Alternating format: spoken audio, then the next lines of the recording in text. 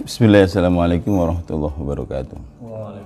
Alhamdulillah, nasta'inuhu wa nastaghfiruh wa na'udzu billahi min syururi anfusina wa min sayyiati a'malina. May yahdihillahu fala mudhillalah wa may yudhlil fala hadiyalah. Asyhadu an la ilaha illallah wahdahu la syarikalah wa asyhadu anna Muhammadan abduhu wa rasuluh.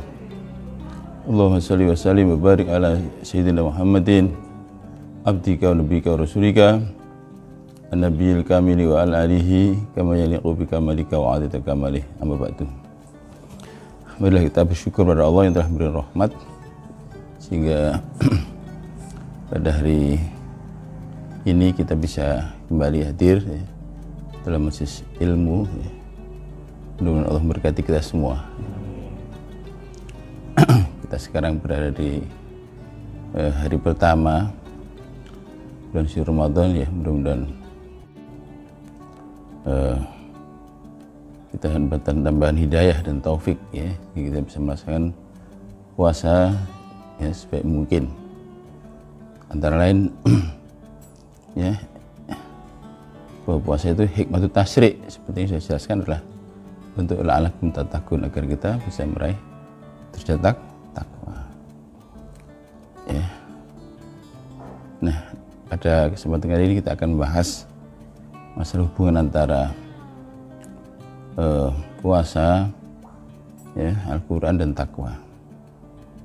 Tapi sebelum kita ya baca surat Al-Fatihah yang dapat keberkahan, ya, mudah-mudahan kita diberkati usianya, diberkati rizkinya, diberkati keluarganya, diberkati ilmunya, diberkati ibadahnya, ya, khususnya puasa ini. Ala diniyah wa kulli nitin syarah Fatihah. A'udzubillahi minasyaitonir rajim. Iyyaka na'budu wa iyyaka nasta'in. Ihdinas siratal mustaqim. Siratal ladzina an'amta 'alaihim ghairil maghdubi 'alaihim waladdallin. Bila kita mulai dengan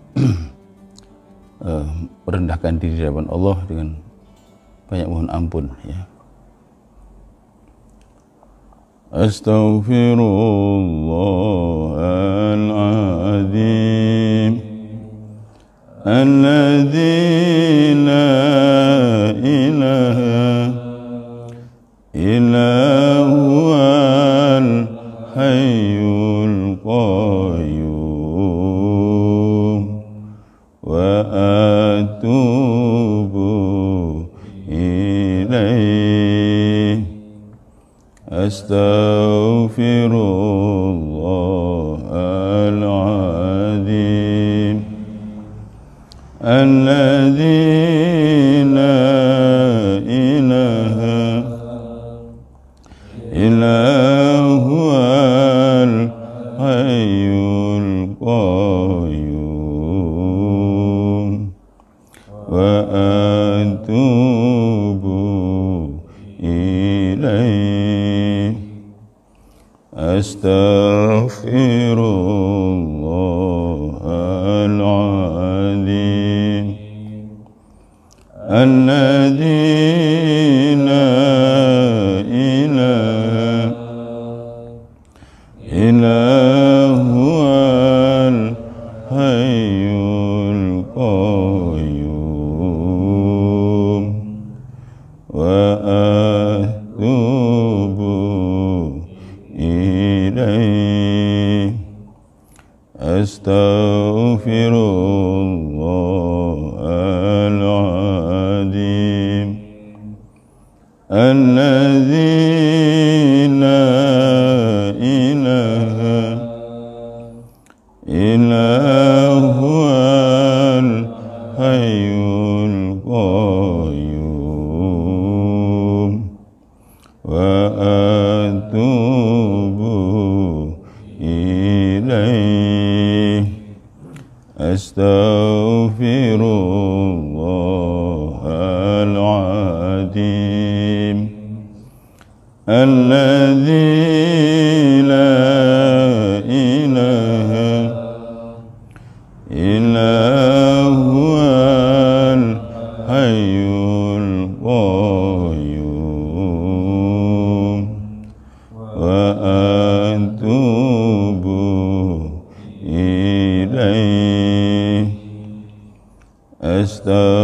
الله العظيم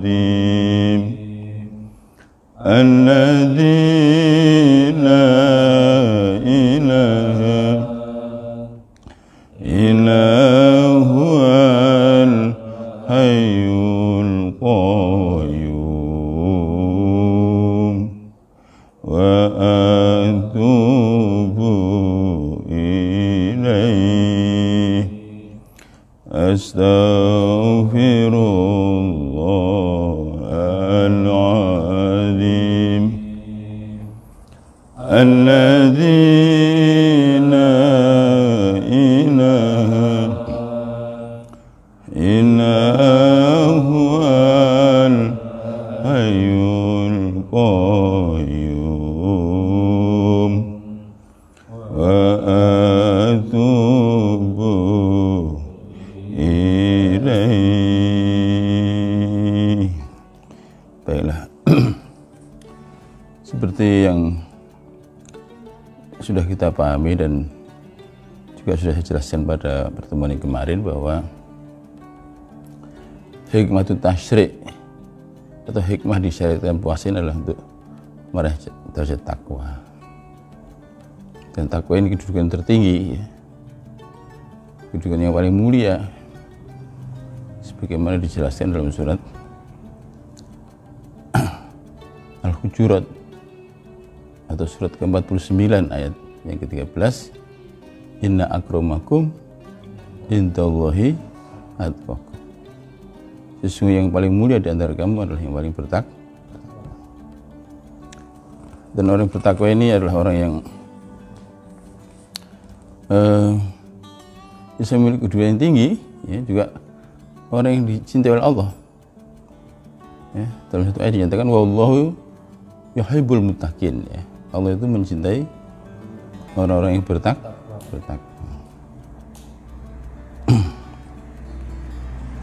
Inilah sebenarnya menjadi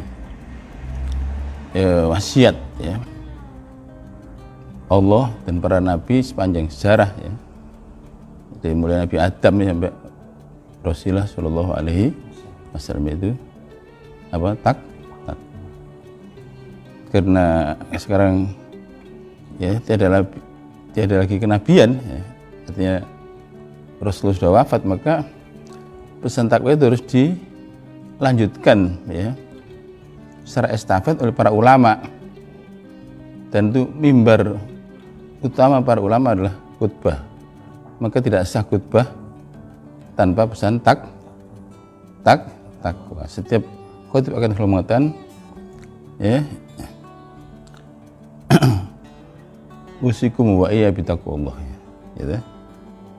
Aku wasiatkan pada dirimu dan pada diriku untuk bertakwa. Ini sebenarnya merupakan suatu kelanjutan, ya, untuk menyambung lidah di para nabi, ya, sampai nanti ila yaumil qiyamah. Nah, puasa itu sebenarnya beberapa hari, ayyam ma'dudah, ya, beberapa hari yang tertentukan, ya, atau dalam kata lain sebenarnya 1 bulan, ya. Tapi dengan hidayah dan taufik dari Allah bisa mengantarkan orang pada derajat takwa, derajat yang tertinggi, ya. Yang umat yang terdahulu butuh waktu yang lama, berpuluh-puluh bahkan beratus-ratus tahun.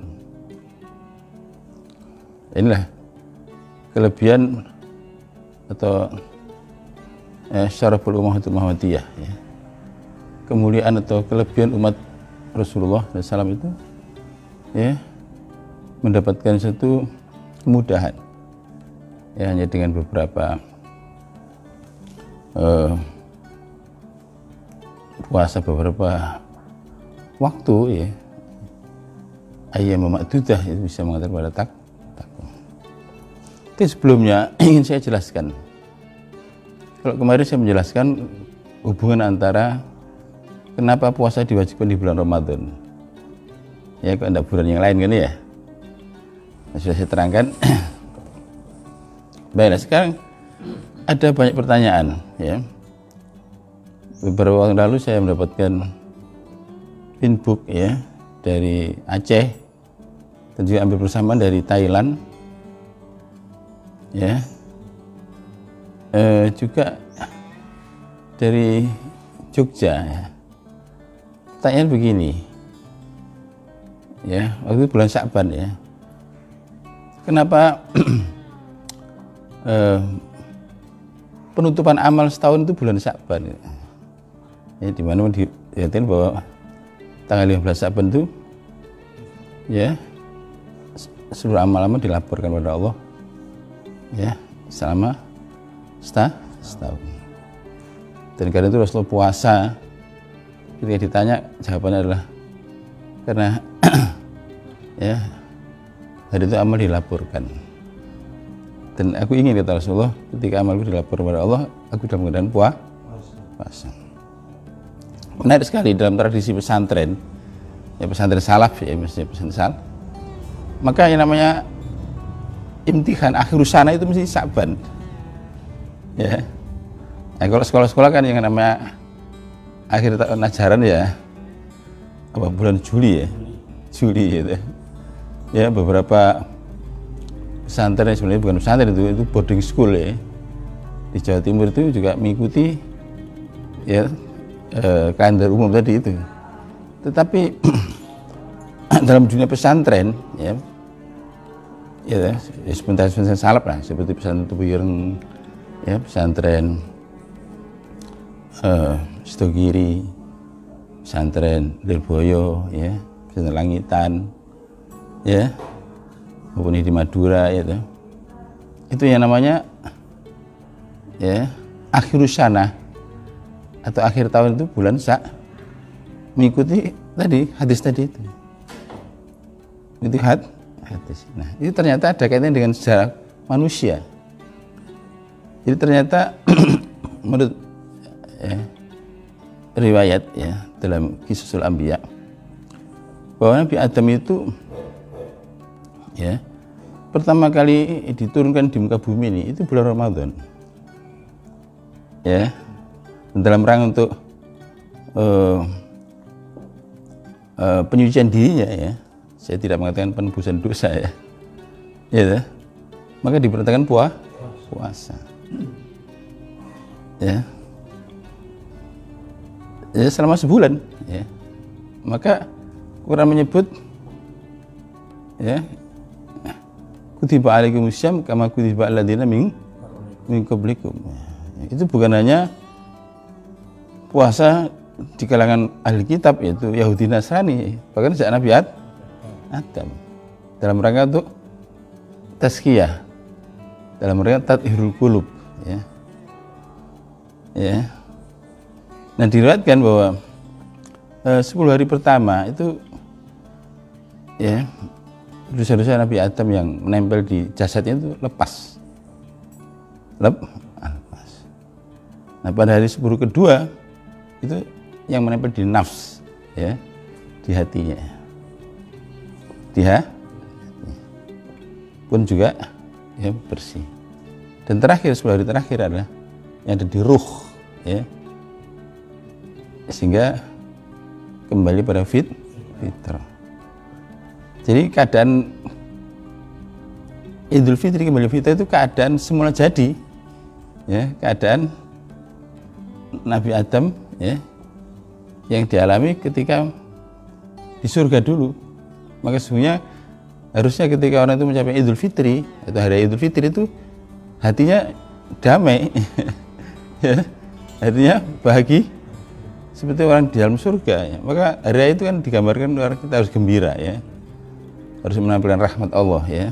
Bahkan kita disunahkan baju yang ya bagus ya, maksudnya harus baru ya, tapi intinya bagus dalam rangka untuk apa, takdisun nikmah, untuk menampilkan atau memprosesikan nikmat. Jadi seperti itu.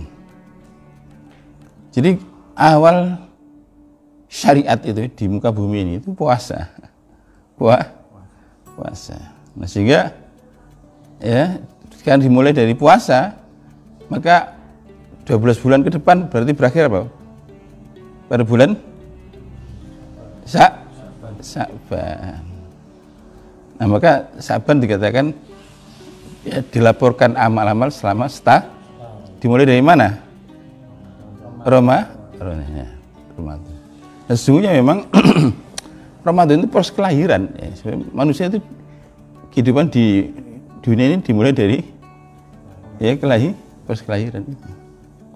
Ya, kita di dunia ini ya sejak kita dalam kandungan ya, lalu kemudian lahir. Nah, begitu juga begitu sejarah itu. Ternyata kita di muka bumi ini ya, manusia itu dimulai bulan Ramadan. Dan langsung ya, diperintahkan puasa dalam rangka untuk tazkiyatun nafs tathirul qulub, dan setelah genap 30 hari ya, noda-noda akibat memakan buah khuldi ya, yang itu menjadi ghishawah itu menjadi tutup, sehingga kesurgaan ya, baik surga secara zahirib maupun surga secara ma'arif ya, surga indrawi maupun surga manawi ya, karena tertutup oleh ghishawah. Jadi ditandai dengan ghain ya, dari ain jadi ghain ya. Kalau ain itu ainul ma'rifah ya, ainul ma'rifat ya. Hanya karena ditambah satu titik yang nutupi ain tadi, maka jadi ghain, yakni ghishawah. Nah, dalam rangka untuk menghilangkan ghishawah itulah sebenarnya Nabi Adam diperintahkan puasa. Kita pun harusnya seperti itu. Ya, jadi selama puasa 30 hari itu untuk menghilangkan efek-efek yang ditimbulkan karena buah khuldi. Nah, kita tidak mewarisi dosa warisan, tidak ada. Cuman hakikatnya sama sebenarnya, yang buat kita ini tertutup atau terhijab dari Allah. Ya, sama. Apa sebenarnya? Kalau kita analisis, Nabi Adam itu jatuh atau terusir dari surga itu karena ada 4 hal. Empat. Satu karena ya buah, ada buah, diuji dengan buah. Yang kedua juga ya dirayu istri. Itu Sayyidah Hawa. Tapi itu karena ditipu oleh iblis. Tetapi menariknya, Nabi Adam tidak pernah menyalahkan, jangankan Sayyidah Hawa, bahkan tidak pernah menyalahkan iblis atau menyalahkan buah, tidak. Tapi yang disalahkan diri sendiri. Rabbana dzalamna anfusana wa illam taghfir lana wa tarhamna lanakunanna minal. Jadi sesungguhnya kalau kita renungkan, kejatuhannya ya karena tadi ya, nafs tadi itu. Rabbana dzalamna anfusana. Ada 4 faktor ya. Dan ketika itu di kita sekarang dalam kehidupan kita ini ya, maka buah itu diwakili kesenangan duniawi. Ya. Itu. Faktor manusia, istri tadi diwakili betapa banyaknya orang yang tersesat gara-gara bergaul.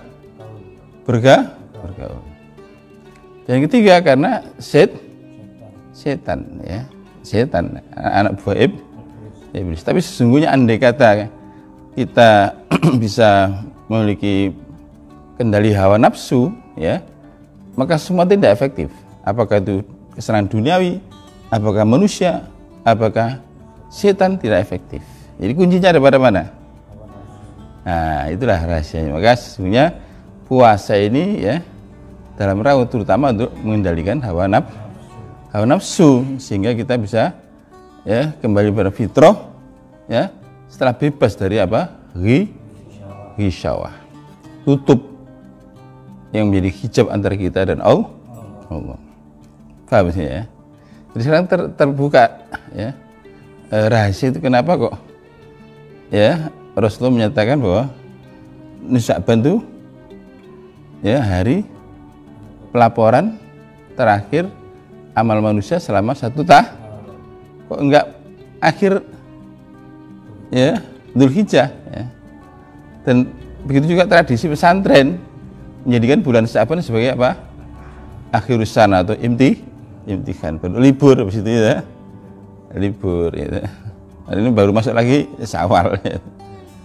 Ya, menarik sekali. Ya. Nah, ternyata saya dapati dalam kitab yang menceritakan kisah Nabi ini, ya, Takhyul Akbar namanya itu diceritakan bahwa memang jadi Nabi Adam itu turun ke bumi langsung diperintahkan puasa untuk apa?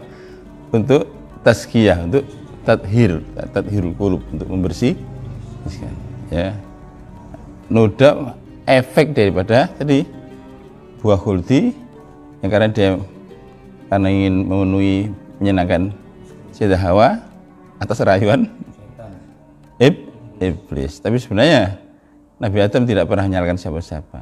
Ya, sehingga diceritakan dalam kisah itu bahwa menarik ketika Nabi Adam di surga itu iblis berani menggoda.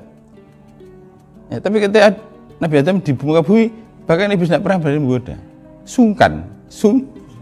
Sungkannya apa? Karena ini manusia luar biasa ini. Yang jelas kata iblis, jelas karena aku dia terperosok, terusir. Tapi tidak pernah menyalahkan aku. Ya, dan tidak menyalahkan siapa-siapa, kecuali menyalahkan dirinya sendiri. Ini pelajaran bahwa kita sebagai anak keturunan Adam harus sportif, ya. Jangan juga cari kambing hitam. Jangan juga menyalahkan orang lah. Ya. Kalau memang itu ya kita evaluasi seluruh penderitaan kita itu ya sesungguhnya ya, akibat karena kita sendiri. Ya, dan Allah tidak pernah mengani seorang hamba, wala yadlimu rabbuka ahada. Tuhanmu tidak akan pernah mengani seorang hamba pun, kecuali bahwa hamba itu menganiaya diri sendiri. Maka kata orang bijak, tidak ada yang paling banyak buat penderitaan itu melebihi pikiran kita sendiri. Ya. Jadi tidak ada yang paling buat kita menderita melebihi pikiran kita sendiri. Tapi biasanya kita tidak mau mengakui. Kita selalu proyeksi, selalu menganggap bahwa itu gara-gara orang lain. Ya. Padahal karena pikiran kita sendiri. Ya. Contoh orang itu hasut atau dengki itu karena apa? Karena pikiran. Padahal itu ya luar biasa. Ya. Orang hasut karena pikiran. Padahal bukan hasut yang buat orang menderita. Ya. Sombong juga begitu. Untuk orang menderita ya karena riak juga begitu. Itu juga karena pikir. Jadi makanya benar bahwa tidak ada yang paling buat kita menderita melebihi pikiran kita sendiri. Nah, cuma biasanya orang itu tidak mau disalahkan. Menganggap dia selalu husnuzon pada pikirannya dan selalu suudzon pada orang lain. Nah, itulah tidak sportifnya di situ. Nah, kita belajar dari Nabi Adam bahwa Nabi Adam itu tidak pernah menyalahkan siapa-siapa, ya. Entah menyalahkan istri atau bahkan iblis tidak disalahkan, apalagi buah, ya. Nah, tapi kalau iblis terusir dari surga itu dinisbahkan pada Allah.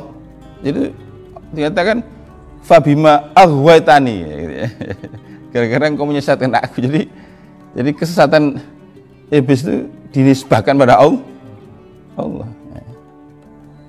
Nabi Adam tidak, dia merasa itu kesalahan dia sendiri. Rabbana dzalamna anfusana wa illam taghfir lana wa tarhamna lanakunanna minal khasirin. Inilah doa yang paling purba, ya.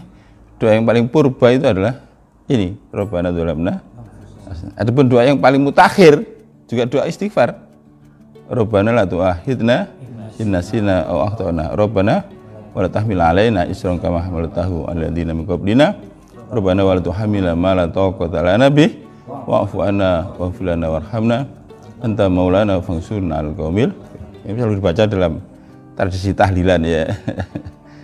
Atau berbagai rotib ya. Karena saking urgennya doa itu. Baik, kita kembali ke tema awal, ya. Yaitu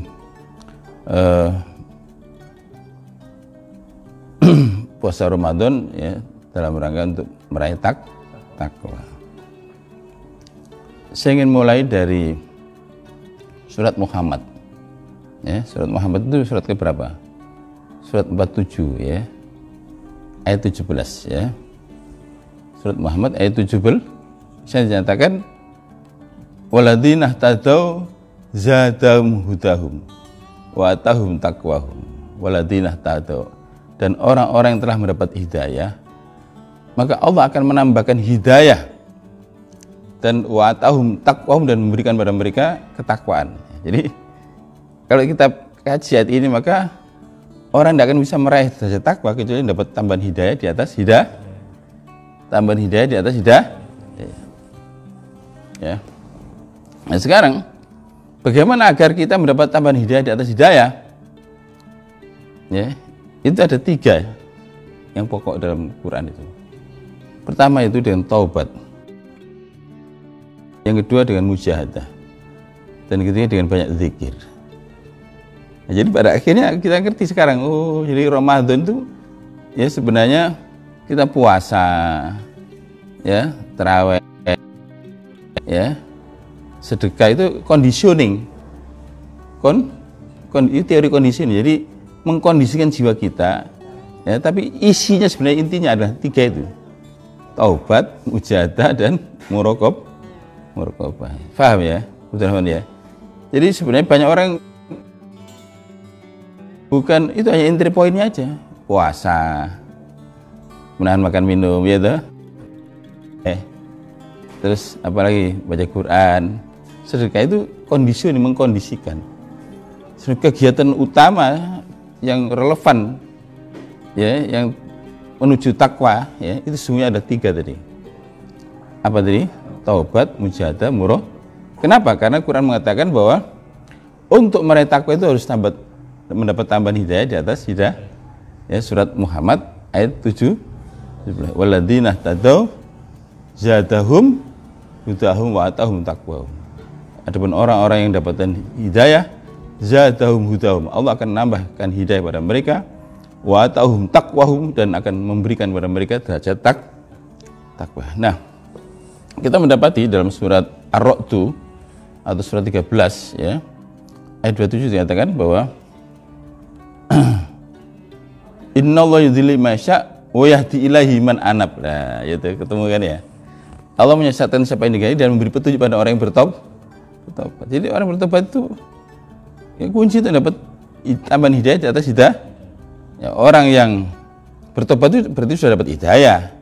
Tapi dengan tobat itu maka dia mendapatkan tambahan hidayah di atas hidayah. Ya. Orang yang tobat itu seperti orang yang keluar dari gua. Itu tidak pernah tidak memberi hidayah. Ya, seperti juga Allah tidak pernah, ya, tidak menyinari bumi dengan matahari.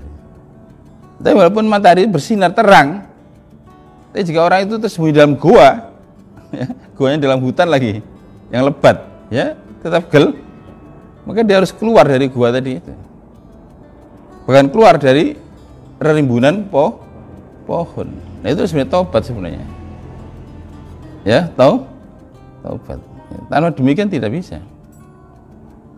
Tidak akan bisa mendapatkan cahaya. Jadi, ya, jangan menyalahkan Allah, ya. Allah itu selalu memberi petunjuk bahwa Allah itu Allahu nurus samawati wal, Allah itu cahaya langit dan bumi.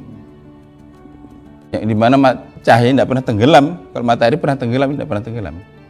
Tapi kenapa sampai orang dapat hidayah? Karena tertutup apa? Oleh, ya, kebodohan, oleh hawa nafsu, oleh ego tadi itu. Nah, itu seperti gua, ya, guanya tertutup, guanya di tengah hutan. Nah, harus keluar. Jadi pertama keluar dari gua itu, ya. Yang kedua harus keluar dari hutan supaya tidak terhalang oleh pohon. Yang ketiga, pada akhirnya kemudian jangan membelakangi matahari. Jadi kalau kita membelakangi matahari, yang kita lihat hanya bayangan.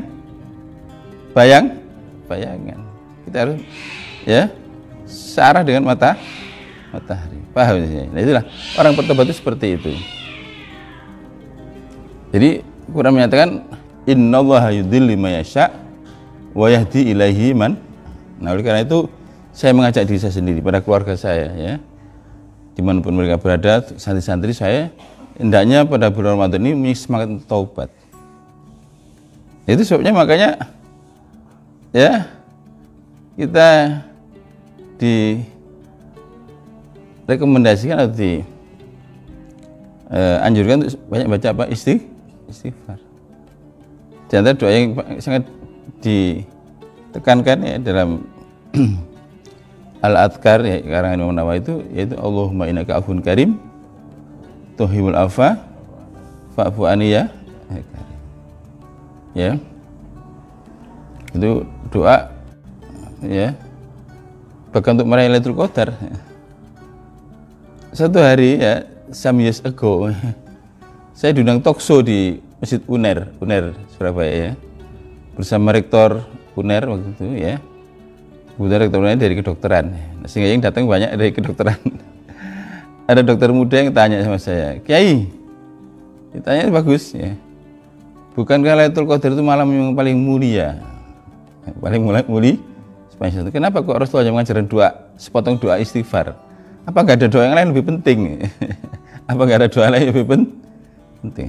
Saya bilang begini ya. Di balik permohonan ampun itu adalah memohon Allah itu ridho. Kita minta maaf, kita mohon ampun itu supaya ya kita ini mendapatkan keridhaan Allah. Nah, ketika Allah sudah ridho pada kita, jangankan dunia, surga diberikan. Jangankan surga, bahkan dirinya diberikan. Sehingga kuncinya apa? Ridho. Maka dikatakan bahwa afdhalud doa, seutama doa istighfar. Kalau afdhalul dzikir la ilaha illallah. Jadi seutama doa itu istighfar. Karena apa? Di balik permohonan ampun itu sebenarnya yang dimohon adalah dan ketika orang dapat ridhonya Allah ya selesai sudah. Ya, tidak perlu ya banyak permintaan sudah. Allah ridho. Ya, jangankan dunia surga diberikan, jangankan hanya surga. Ya, waridwanu minallah akbar ya. Keridhaan Allah yakni ya liqa perjumpaan Allah itu akan dipenuhi ya. Paham ya? Nah, ini kuncinya pada apa? Istighfar. Itu penting sekali ya. Jadi di bulan Ramadan ini ya, kalau jika kemarin masih alfa, sebenarnya mulai Rajab itu sudah harus banyak istighfar. Itu syahrut taubat ya. Apalagi bulan Nah, apalagi akumulasi pada bulan Ramadan lebih-lebih, jangan sampai diabaikan ya. Memang itu dalam rangka untuk taqarrub ilallah. Ya. Yang kedua, ya tapi sebelumnya saya terangkan dulu bahwa taubat itu ada 3 syarat utamanya. Taubat ini ya, penting ini supaya ya, yaitu ya an-nadmu, menyesal. Yang kedua, berhenti dari maksiat. Yang ketiga, berjanji untuk tidak mengulangilah. Kenapa kok ada 3 syarat ini? Ya, seperti disebutkan dalam Ihya Risalatul Qusyairiyah, ya sama aja itu ya. Karena manusia itu tidak lepas dari 3 dimensi waktu, masa lalu, masa kini, masa depan. Sebelum masa lalu kita tidak bisa berbuat apa-apa kecuali apa? Menyesal ya. Dulu misalkan pernah mungkin kita meninggalkan sholat ya, gitu, atau melakukan hal maksiat yang lain ya. Kita sekarang ya sudah tidak ada time tunnel, tidak ada terowongan waktu ya. Karena itu cukup an-nadmu minat taubah. Penyesalan itu bagian daripada min tab'id untuk sebagian. Nah, manusia juga hidup di masa kini, the real time sekarang. Nah, sekarang kita bisa melakukan sesuatu, yaitu tinggalkan maksiat. Tetapi meskipun orang itu sudah menyesal, bahkan menangis ya, sedih atas penyesalan itu, lalu dia sudah meninggalkan maksiat, tapi berpikir untuk diulangi lagi kalau ada kesempatan, kalau ada peluang, ada kemungkinan, maka itu belum nasuha. Masih ada bayangan atau pikiran untuk mengulang ya. Paham ya? Misalnya kamu pacaran terus kamu sudah tobat ya mungkin gara-gara putus ya misalnya, tapi berpikir nanti kalau ketemu lagi, kalau dapat lagi, mulai lagi ya, itu maka itu belum tobat. Itu itu hanya karena ya putus ya. Ini ajar ya.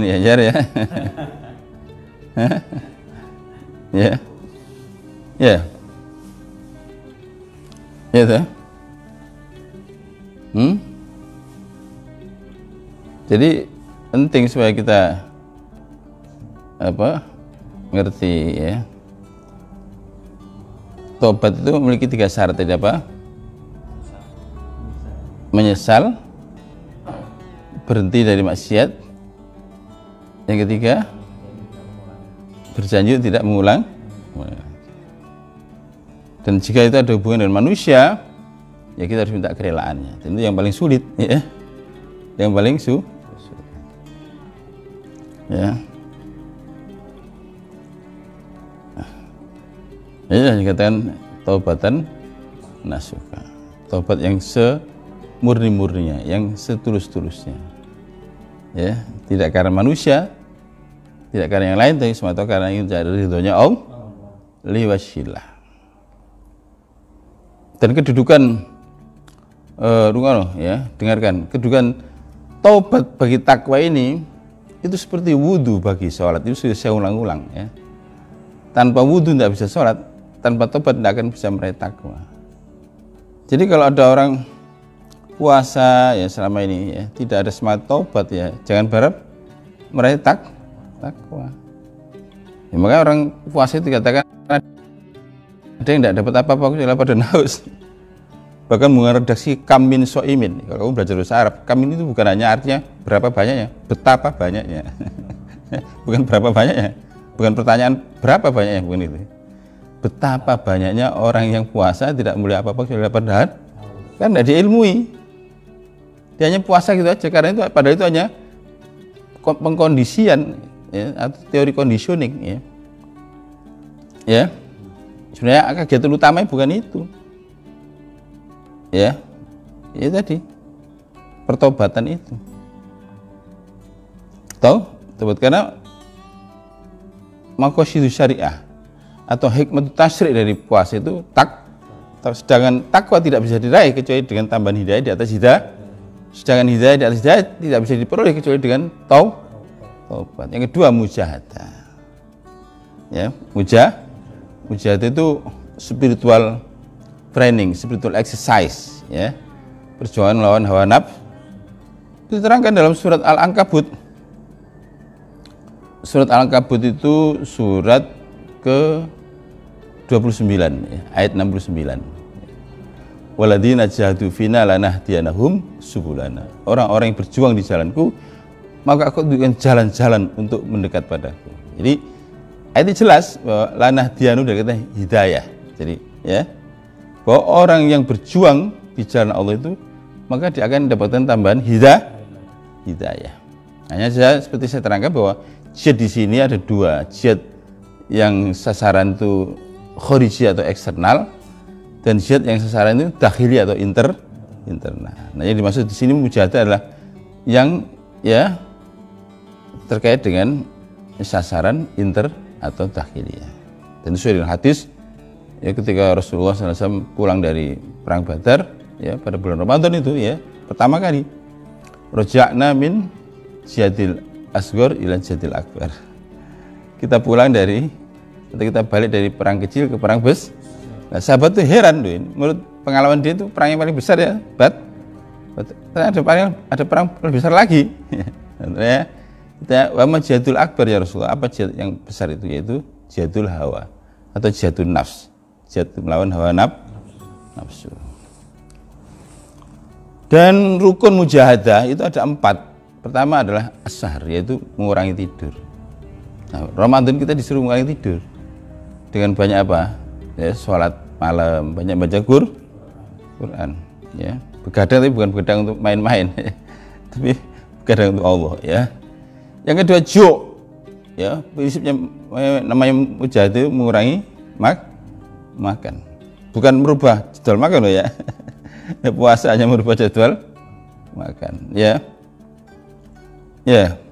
Lalu setelah waktunya makan, kita mengkonsumsi makan lebih banyak dan lebih aneka ragam dibandingkan dengan yang biasa kita konsumsi di waktu tidak puasa. Nah, itu ya, ya tidak akan bisa. Itu hanya tadi itu proses secara normatif, ya, bukan prestatif. Kalau prestatif ya harus mengurangi makan. Ada kisah alegoris, ya, kisah metafor atau kinayah di dalam Ihya itu diceritakan gini dalam bab masalah penurunan nafsu. Nafsu itu digambarkan seperti kuda liar. Nah ternyata kalau kita lihat orang-orang yang menangkap kuda liar itu dia biasanya dipancing, dibuat lubang, ya, lubang. Lalu di lubang itu diberi rumput, rumput. Paham ya? Jadi gitu sih. Jadi lubang itu ditutup dengan semacam kayak apa? Papan gitu ya, tapi tipis ya. Nah, di atas kasih maka nanti kuda itu datang ke situ. Nah, lalu masuk ke lubang tadi, ya, sehingga dia tidak bisa keluar. Nah, ketika tidak bisa keluar itu jangan diberi makan dulu beberapa hari supaya lemes, supaya malam. Kalau itu langsung diangkat bahaya, dia bisa ngamuk ya. Dan selentikannya itu, tahu selentikannya? Apa bahasa Indonesianya selentik ini? Kuda itu bukan itu, kamu lihat kuda itu selalu kan kaki belakang itu kan apa bahasa Indonesia yang nyelentik itu?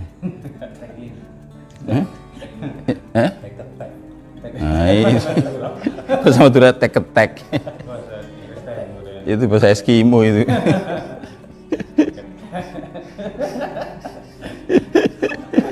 Nggak tahu, bahasa Indonesia itu lebih miskin daripada bahasa Jawa. Ya, bahasa Jawa itu kan kaya kan ya. Ya toh? Makan ya makan gitu ya. Bahasa Jawa itu luas ya, mangan, dahar, apa lagi? Nedo, madang. Ya, ada lagi yang lebih kasar lagi. Ya. Badok. Ya, banyak pola ekspresinya ya. Ya. Ya sama dengan bahasa Inggris. Bahasa Inggris itu kan ya satu objek ya satu kata. Kalau bahasa saya enggak. Ya, Masya Allah. Kalau bahasa Inggrisnya bangun cuma wake up gitu aja. Nah, bahasa Jawa bangun itu ngelilir, kriip. Apalagi kelesik. Jadi dari kriip dulu, kelesik terus ngelilir, terus tang itu ya. Jadi luas ekspresinya itu ya. Itu menggambar bahasa yang matang ya. Bahasa tangi, wungu ya. Itu apa jalan. Jadi kuda tadi harus dibiarkan tidak diberi makan dulu beberapa hari sampai dia lapar, sampai dia lemas. Nah, kemudian baru diambil untuk ditunduk, itu dilatih jadi kuda yang bisa untuk tersa, untuk pacuan ya, atau untuk kereta ya, maksudnya itu untuk di Jawa itu ada dokar ya. Zaman dulu ada kereta namanya, kereta ya. Nah, analog dengan itu, nafsu juga begitu. Untuk bisa ditundukkan itu harus dikurangi makannya. Nah, kalau kita banyak makan kita malah ya, kalau kita siangnya kita tahan terus malam kita lepas, itu lebih tinggi lagi ya tensinya, kayak seperti orang ya siram ya, nyiram tanaman di halaman ya, di taman, lalu selangnya kita tahan, tidak ngalir, lalu kita tambah tinggi tekannya, seperti itu. Ya, maka saya tidak kita tadi dengan buka-buka bersama itu. Ya, memang enak. Buka bersama itu makanan enakin. Itu sebenarnya itu ya tipu daya nafsu itu. Nafsu itu tidak terima itu, ditahan itu. Gimana akalnya itu, nafsu itu jadi jalan keluar supaya orang itu tidak sadar bahwa ya, dengan itu maka keinginannya terpenuh. Itu tipu daya nafsu. Setan itu udah nggak ada tuh. Setan sudah sudah dicancang ya. Jadi nafsu kita sendiri yang misi itu supaya kita buat rekayasa untuk bagaimana bisa terpenuhi ya, makan banyak, makan Sekarang sholat ditunda-tunda gara-gara asik menikmati ya makan buka bersama. Itu bukan puasa mujahadah itu ya. Ya puasa gitu aja. Ya, yang ketiga uzlah, ya. Rukun ketiga itu uzlah itu mengisolasi diri. Maka selama Ramadan kita disunahkan untuk itikaf. Bahkan Rasulullah itu pernah itikaf mulai Ramadan, awal Ramadan, ya, sampai ada sebuah riwayat sampai 10 hari Syawal. Ya, tapi yang sering itu adalah mulai 10 hari terakhir Ramadan, bahkan bersama umatul mukmin, para istri beliau saja. Ya, dan kita yang amalkan itu. Jadi kita masuk, ya, retret, ya, masuk ke masjid, ya. Nah, tapi di sana jangan hanya pindah tidur atau hanya untuk ketemu konco, teman ngobrol, ngedabur sana kemari. Itu bukan itikaf, itu jagongan itu. Ya, jagongan. Golek konco, golek teman di rumah nggak ada teman, atau sumpah dengan istri, atau dimarahin mertua. Ya, selama cita ketemu Buya, ketemu Ustad, ketemu Anjar, ketemu Jahit. Ya. Ketemu Mas Sujang, ya. Nah, itu bukan itikaf, itu namanya jagongan. Yang terakhir yaitu asumtu diam. Jadi ada 4 tadi: mengurangi tidur, mengurangi makan, mengurangi pergaulan duniawi, dan mengurangi bicara. Maka supaya kita banyak zikir, baca Quran, ya. Karena kalau kita banyak bicara, kita kalau sedang bicara kita tidak bisa baca Quran. Orang itu syaratnya untuk bisa baca Quran ya harus diam. Menyatakan bahwa mujahadah atau tarak broto itu punya ada 4, yaitu dikatakan melek luwe, meneng dewe, melek luwe, meneng dewe. Inilah, ini dalam, ya, posisi seperti ini maka orang itu akan mendapatkan hidayah di atas hidayah. Waladina jahadu fina lanahdiyanahum subul. Surat Al-Ankabut ayat 69. Nah, terakhir yaitu dengan berbanyak zikir. Zikir, karena zikir itu sudah nur, ya. Nah, hidayah juga nur. Ya, lihat surat Al-Ahzab, ya, surat 33 ayat 41, 42, 43 dinyatakan, ya ayyuhalladzina amanu dzkuru dzikran katsira wasabbihuhu bukratan wa asila. Ya, huwaladzi yusolli alaikum wa malaikatuhu liyukhrijakum minadh-dhulumati ilan nur wa kana bil mu'minina rahim. Jadi, wahai orang beriman, ingatlah pada Allah, ingat yang banyak, dan bertasbihlah pada waktu pagi dan petang. Huwaladzi yusolli alaikum, dialah yang memberikan rahmat kepada kamu dan malaikat mohonkan ampun pada kamu, liyukhrijakum minadh-dhulumati ilan nur, ya, agar bisa mengeluarkan kamu dari kegelapan pada cahaya. Maksudnya dari kegelapan pikiran, kegelapan hati. Ya, jadi kalau orang itu ingin dapatkan, ya, nur, ya, harus berbanyak zikir. Karena zikir itu merupakan satu kunci, ya, melalui mana orang itu dapatkan tambahan cahaya di atas cahaya atau nur di atas nur. Nur alan nur. Nah, dengan ini, ya, sekarang kita mengerti, ya, sebenarnya kegiatan utama puasa itu, ya, selain yang normatif tadi, selain puasa, tarawih, baca Quran, sedekah, itu kegiatan utama adalah 3 tadi: taubat, mujahadah, banyak zikir muraqab. Ya, lah zikir itu, ya, terutama kalau di bulan Ramadan, ya, zikir yang paling bagus ya baca Quran.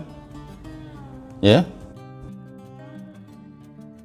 Quran, ya, baca Al-Quran. Tapi sesungguhnya harus saya jelaskan bahwa di balik Quran itu, kalau Quran diekstrak, ya, diperas itu, sebenarnya itu Asmaul Husna. Asmaul Husna. Coba kita Al-Fatihah, itu, ya, Ar-Rahman Ar-Rahim itu berapa Asmaul Husna, ya, Maliki Yaumiddin, seterusnya sampai Waladho. Sebenarnya, jadi struktur dasar Al-Quran itu, ya, kalau kita lihat dalam fundamental analisis, maka sebenarnya itu adalah, ya, taburan dari Asmaul Husna. Di balik itu Asmaul Husna. Nah, Asmaul Husna yang puluhan itu bukan 99, ya, bahkan ada riwayat, ya, 1001. Ya, kalau kita baca secara tafsir Jalalain Imam Sawi, ya, ketika menjelaskan Asmaul Husna itu di situ diterangkan, ya, bukan 99 itu yang masyhur, tapi pada 1001. Ya, dirujuk coba nanti lihat, ya, surat Al-Isra, ya, tentang Asmaul Husna, ya, yang ditulis oleh Imam Sawi dalam syarah tafsir Jalalain. Ya, ada 99 itu yang masyhur gitu. Tapi sebenarnya, ya, lebih daripada itu.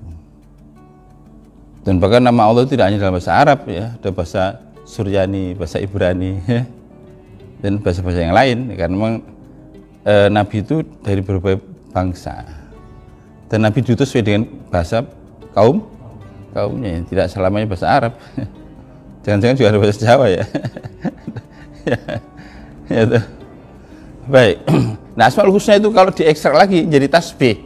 Ya, Asmaul Husna itu kalau diringkas lagi jadi tasbih. Subhanallah, walhamdulillah, wala ilaha illallah, wallahu akbar, wala haula wala quwata illa.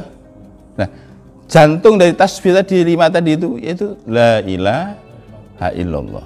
Jadi itu jadi intinya, gitu. Makanya dikatakan afdhalul dzikir la ilaha illallah.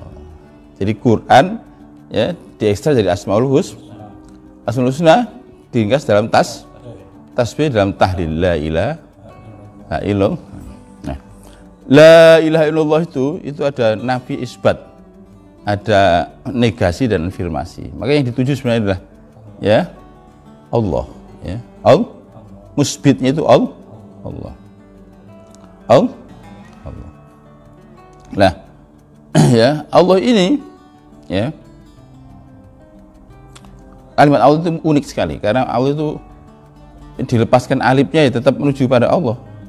Artinya jadi apa? Lillah. Ya, lillahi ma fi samawati wal ardh. Dilepaskan lam keduanya jadi lahu mulkus samawati wal. Dilepaskan lam yang kedua jadi huwa, ya. Itu Allahu la ilaha illa huwa. Ya, jadi tetap, ya, Allah tadi dilepaskan alifnya, ya, tetap menunjuk pada Dia. Dilepaskan apa lagi? Lam pertama ya tetap pada Dia. Lam kedua pada Dia. Ya, akhirnya jadi Quran tadi itu, ya, ya, kalau kita nuklisnya, ya, intinya the core of the core. Kayak Pak Abdul, ya. The core of the core, inti dari inti itu, ya, huwa itu. Ya, maka dalam Thariqat Akmali itu di antara ada dzikir nafas, ada dzikir Yahuwa. Ya, Yahuwa. Karena itu intinya, ya. Ya, dan sesungguhnya dalam kajian sosiolinguistik dalam Perjanjian Lama atau dalam Alkitab itu dikatakan Allah itu disebutnya Yahweh, ya, itu ya bahasa Arabnya Yahweh itu. Yahweh itu bahasa Ibrani, tapi sebenarnya itu, ya, kalau di paralinguistik Arab, ya, Yahweh tadi itu. Ya, Yahweh. Nah, jadi akhirnya kita sekarang mengerti, oh iya. Lah, zikir itu untuk menghidupkan hati kita ini. Ya. Jadi cahaya hati kita ini hidup dengan cahaya, dengan nur tadi itu. Sebenarnya saya terangkan bahwa jasad hidup karena tersambung dengan roh. Tali penyambungnya napas.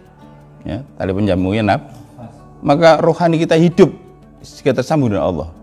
Tali penyambungnya zikir. Maka kedudukan zikir bagi kehidupan rohani sama dengan napas bagi kehidupan Maka jika ada orang bisa menyatukan napas dan zikir dalam bernapas dalam zikir, maka sempurna sudah. Seluruh energinya, ya, yang dibawa melalui napas tadi itu akan, ya, bernilai nur, sehingga, ya, cahaya itu akan merasuk, ya, bukan hanya, ya, ke kulit, ya, sampai ke daging, ke tulang, ke sumsum, ke sel-sel, ya, dan ke seluruh bagian terkecil dari diri kita ini, lahir batin. Itu maka kenapa orang-orang sufi itu sangat menekankan pentingnya zikir napas. Kan yang paling efektif. Nah, baiklah, jadi sekarang kita ngerti bahwa Ramadan ini ya, Ramadan ini adalah suatu event ya, suatu event di mana kita harus melakukan suatu perjalanan untuk mendekatkan diri pada Allah ya, untuk meraih derajat takwa. Nah, tapi untuk itu tidak cukup hanya dengan puasa, dengan apa tadi, taraweh, dengan hanya membaca Quran, dengan hanya membaca sedekah, itu hanya mengkondisikan jiwa kita. Tapi kegiatan utamanya adalah 3 yang relevan dengan terkait dengan hidayah, yaitu ya taubat, mujahadah, dan zikir muraqabah, terutama zikir nafas. Nah, sebenarnya kita ini setiap hari tanpa kecuali kalau sholat itu bisa ihdinas siratal mustaqim. Ya Allah, ya ihdinas, bimbinglah atau berilah kami hidayah. Berilah kami hidayah. Jadi hidayah, setiap hari kita minta hidayah. Ya, kalau kita kaji tafsir, misalkan kita kaji tafsir yang pernah saya baca itu ya banyak hampir semua tafsir ya, tapi ya ada tafsir yang mudah dipahami karena minhajiyah fil bahs ya, sistematis. Tafsir Munir karang Dr. Wahbah Zuhaili itu ada bahwa hidayah itu ada 5 di situ. Pertama, hidayah yang bersifat ghoriziyah, insting, itu sudah given, diberikan.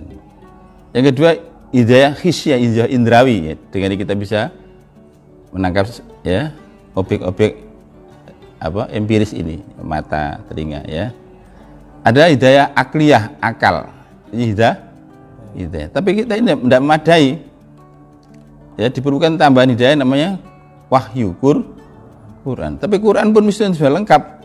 Kita masih diperlukan apa? Hidayah karena Al-Quran itu berlapis-lapis, ada hudan, ada bayan, ada furqan. Syahrul Ramadan alladzi unzila fihil Quran huda linnas wa bayyinatin minal huda wal fur. Jadi huda itu umum. Kalau bayan itu lebih terperinci, lebih jelas. Lebih fur itu suatu yang menghunjam dalam hati, dengan mana orang itu bisa membedakan yang hak dan batil betapun samarnya ya.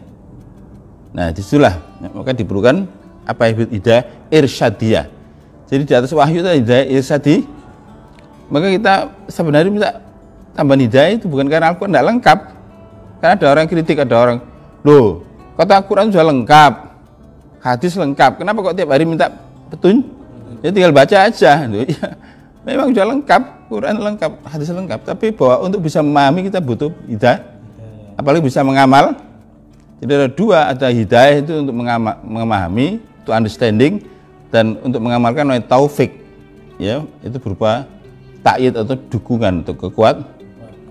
Sehingga kita ini minta pada Allah hidayah itu tidak hanya dalam pengertian umum, ya, jadi hidayah irsyadiyah, bimbingan tadi, guidance, ya, melalui mana kita bisa ya menempuh jalan yang benar, jalan yang lurus menuju pada takwa, sehingga ya tergenapilah ya yang menjadi hikmah tafsir daripada puasa dan seluruh syariat. Sebenarnya bukan hanya puasa, tapi utamanya bahwa saya terangkan bahwa seluruh ibadah itu sebenarnya mengarah pada takwa, bukan hanya puasa saja.